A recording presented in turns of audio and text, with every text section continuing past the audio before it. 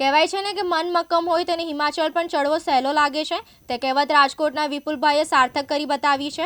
રાજકોટના વિપુલભાઈ, જેઓના બંને પગે 80% વિકલાંગ હોવા છતાં તેઓ દર વર્ષે ગિરનાર પર પગથિયા ચડીને ઉતરે છે. ત્યારે આ વર્ષે પણ તેમણે ગઈકાલે રાત્રે 11મી વખત ગિરનાર પર ચાલીને ગયા હતા અને આજે તેઓ વહેલી સવારે પગથિયા ઉતરી નીચે આવી જશે.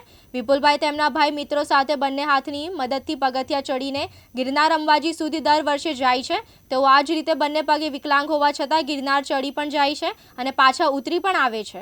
વિપુલભાઈએ બંને પગે 80% વિકલાંગ હોવા છતાં 11મી વખત ગિરનારના પગથિયા ચડી અને ઉતરીને એક અનોખો રેકોર્ડ બનાવ્યો છે.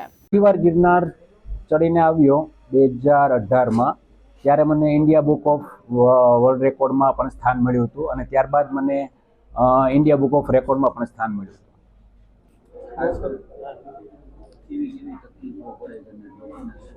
હવે નોર્મલ લોકોને પણ જો આ કપરું ચઢાણ છે નોર્મલ લોકો માટે પણ મારી જેવા જે 80% દિવ્યાંગ લોકો માટે તો આમાં બહુ ઘણી મુશ્કેલી આવતી હોય છે.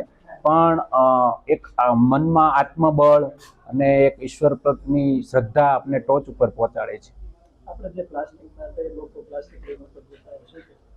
હા, આ ગિરનાર એક પ્રકૃતિથી આખો રચાયેલી એક છે અને એ આપણી બધાની સૌ પબ્લિકની ફરજ છે કે આપણે એને સ્વચ્છ અને ચોખ્ખો રાખીએ, પ્લાસ્ટિક મુક્ત રાખીએ. તો મારી એક નમ્ર નિવેદન છે કે આપણે અહીંયા પ્લાસ્ટિકનો બને ત્યાં સુધી ઉપયોગ ન જ કરવો જોઈએ. કારણ કે આ આપણે જો નહીં સાચવીએ તો આને કોણ સાચવશે? આપણી ફરજ છે કે એને પ્લાસ્ટિક મુક્ત ગિરનાર બનાવીએ અને હરુભરું રળિયામણું હોય તો આપણે પણ બધાને ગમે. પ્રકાશ દવે સાથે યજ્ઞેશ ભટ્ટ, દિવ્યાંગ ન્યૂઝ, જૂનાગઢ.